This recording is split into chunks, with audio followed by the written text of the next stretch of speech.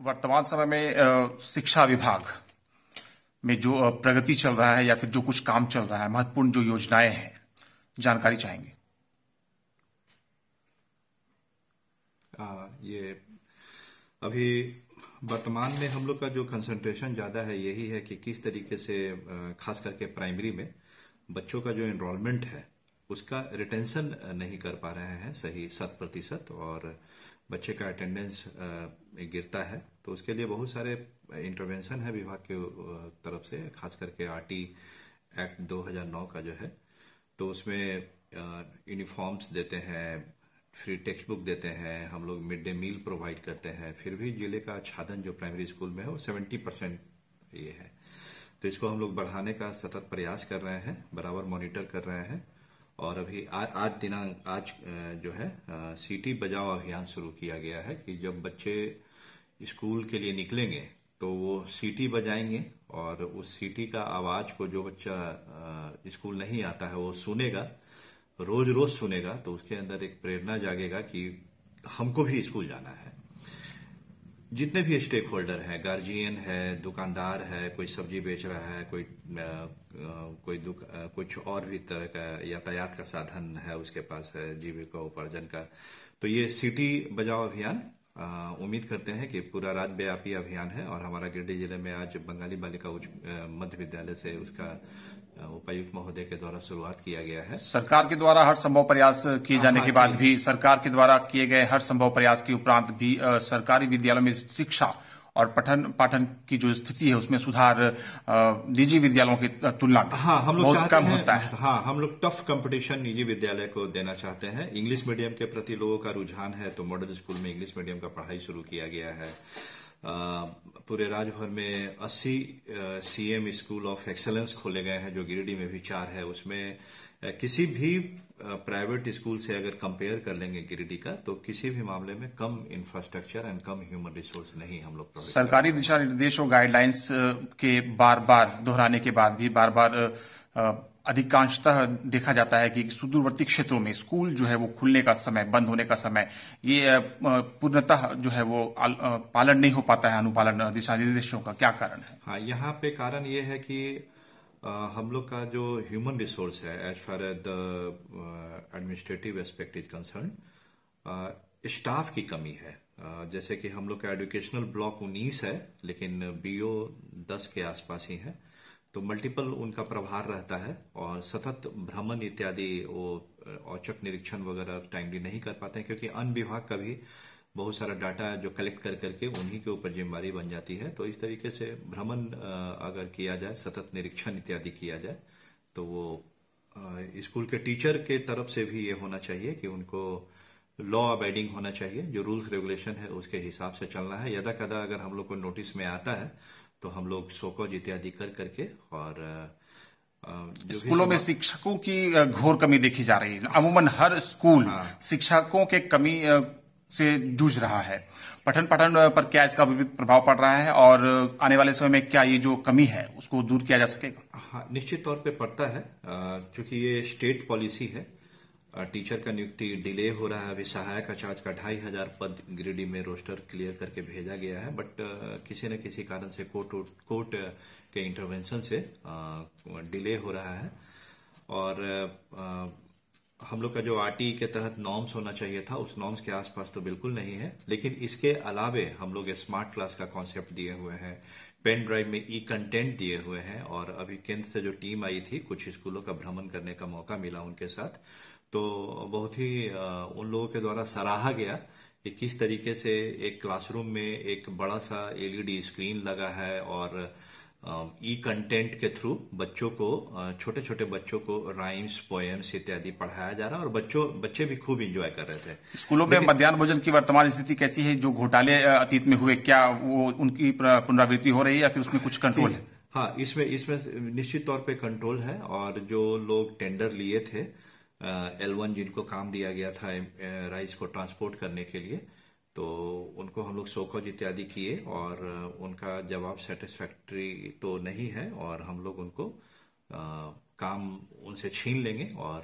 दूसरा जो है L2 को हम लोग काम देने वाले हैं। सरकार के द्वारा बच्चों को दिया जाने वाला जो अनुदान है या फिर जो सामग्रियां हैं उनका बंदरबाट होता है या फिर बच्चों तक पहुंच रहा है वो? नहीं, हम लोग इंश्योर करते हैं कि बच्चों तक मिले। डीबीटी जो हम लोग करते हैं बच्चे के खाते में या गार्जियन को जो देते हैं, तो वो हम लोग इंश्योर करते हैं कि उस पैसे का इस्तेमाल उसी पर्पज के लिए हो जिसके लिए डीबीटी किया गया है। फॉर एग्जाम्पल यूनिफॉर्म का, तो हम लोग डायरेक्शन देते हैं कि ये मास्टर सुनिश्चित कराएं कि बच्चे का डीबीटी हो गया है तो उसका यूनिफॉर्म खरीदे।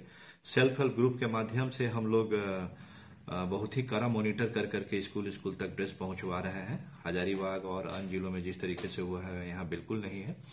और एसएमसी के थ्रू 1 और 2 क्लास के बच्चों को जो कराना था, तो कहीं फील्ड भ्रमण में हमको भी पता चला कि कहीं कहीं ड्रेस डिलीवरी नहीं हुआ है।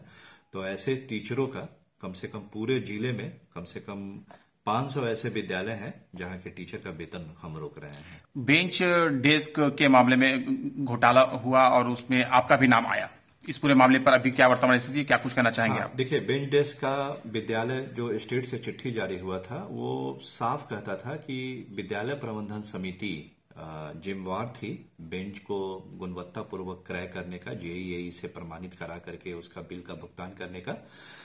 एक स्कूल के विषय में जो कोई वहां सप्लाई किया था उसके द्वारा बार बार मुझे ये ऑफिस में आकर के कहा जा रहा था कि सर बेंच का पेमेंट मेरा नहीं हो रहा है। उत्क्रमित मध्य विद्यालय बेलाटा, तो वहां पे जाकर के हमने जो मेरे स्तर से बेंच को जांच किया जा सकता था हमने किया। हालांकि उस बेंच को पहले ही जांच कर लिया गया था जेई के द्वारा और रिपोर्ट भी दिया गया था। क्रय करने के लिए पुनः कहा गया था बेंच को वापस करके, लेकिन प्रधानाध्यापक के द्वारा कभी भी मुझे ये नहीं बताया गया कि ये मेरा बेंच रिजेक्ट हो गया है, क्योंकि और ना ही वो चिट्ठी मेरे को प्रतिलिपि था। फिर भी 27 सितंबर को उस स्कूल का भ्रमण करने के बाद मेरे द्वारा जेईई को पत्र लिखा गया कि मुखिया महोदय और ये जो विद्यालय प्रबंधन समिति और अन्य ग्रामीण के द्वारा कहा गया कि बेंच का गुणवत्ता सही नहीं है। हालांकि विद्यालय प्रबंधन समिति और अन्य ग्रामीण एक एक बेंच पर 3-3, 4-4 लोग बैठ करके वो उस पर मीटिंग कर रहे थे, तो उसमें तो बेंच टूट नहीं रहा था।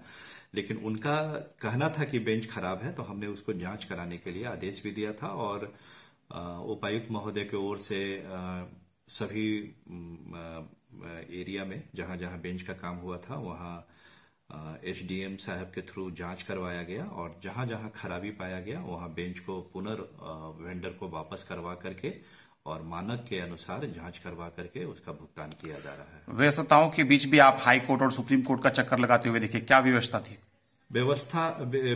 व्यस्तता ये रहती है कि एज डीएसी कम यूडीपीओ मेरे पास लगभग 6000 पारा टीचर का स्थिति को कंट्रोल करना होता है। उनका रूल्स रेगुलेशन स्टैंडर्ड्स सारा मेंटेन करना पड़ता है। प्लस सहायक शिक्षक लगभग 2000 के आसपास है। प्लस 3122 स्कूल में पीएम पोषण का संचालन होता है, उसको मॉनिटर करना पड़ता है। अभी हाल फिलहाल में मड़ुआ का कंपोनेंट भी शामिल किया गया है कि मोटे अनाज में जो मिनरल्स एंड विटामिन होते हैं वो बच्चों को मिले, तो उसको मॉनिटर करना। बच्चों को सप्ताह में 2 दिन फ्रूट्स एंड एग्स मिल रहे हैं कि नहीं, उसको मॉनिटर करना। एंड प्लस मेरे ऑफिस ज्वाइन करने के पहले 20 साल 25 साल पहले तक अगर चले जाते हैं तो बहुत सारे टीचर्स का कुछ न कुछ ग्रेवियंसेस रहा है। मे बी रिटायर बेनिफिट से रिलेटेड, मे बी किसी तरीके से सस्पेंशन हुए होंगे तो उनका कुछ एरियर है वेतन वगैरह का, या पारा टीचर का टर्म्स कंडीशन सर्विस वायलेशन, ये सबसे रिलेटेड बहुत सारे WPS माननीय उच्च न्यायालय में दायर किए जाते हैं। तो उसमें शपथ पत्र मुझे डालना होता है, तो उसके लिए हाईकोर्ट में भी मेरी व्यस्तता रहती है। पारा शिक्षकों के फर्जी प्रमाण पत्र मामले की क्या वर्तमान स्थिति है? पारा टीचर का जो सर्टिफिकेट वेरिफिकेशन का काम शुरू हुआ था, तो मेरे ऑफिस ज्वाइन करने के बाद वो तेज गति पकड़ा सारे जिले में झारखंड के। और हमारे यहाँ 4 संस्थान के डिग्री धारक करीब 269 के संख्या में थे पारा शिक्षक, 1 to 5 और 6 to 8 के टीचर। तो जब काफी पत्राचार एंड काफी लेटर्स एंड कोर्ट का ऑर्डर्स देखने के बाद जब वहापोहा की स्थिति बनी हुई थी कि वो उक्त 4 संस्थान फर्जी है कि नहीं है, तो मेरे द्वारा एरिया ऑफिसर एंड एडीपीओ के द्वारा फिजिकल वेरिफिकेशन किया गया इलाहाबाद में जाकर के। वहां के माध्यमिक शिक्षा बोर्ड के द्वारा कहा गया कि ऐसे संस्थान मेरे लिस्ट